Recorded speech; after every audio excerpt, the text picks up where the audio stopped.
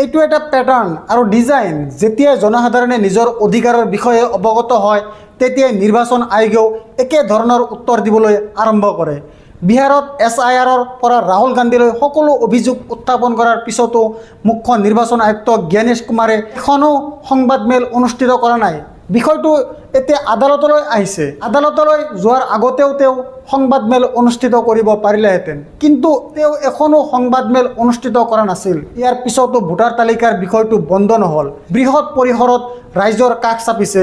ৰাহুল গান্ধীয়ে যেতিয়া শকুন ৰাণী গুৰকিৰাট আদিত্য শ্ৰীবাস্তৱৰ নাম লৈছিল তেতিয়া তেওঁলোকৰ তদন্ত আৰম্ভ হৈছিল। এখন বিধানসভাত 1 লাখ ভোটাৰ সন্দেহজনক হোৱাৰ প্ৰমাণ নিৰ্বাচন আয়োগৰ নথিৰ পৰা ওলাই আহিছে, কিন্তু এই 1 লাখৰ ভিতৰত মাত্ৰ 3-4টা নামৰহে চৰ্চা চলি আছে।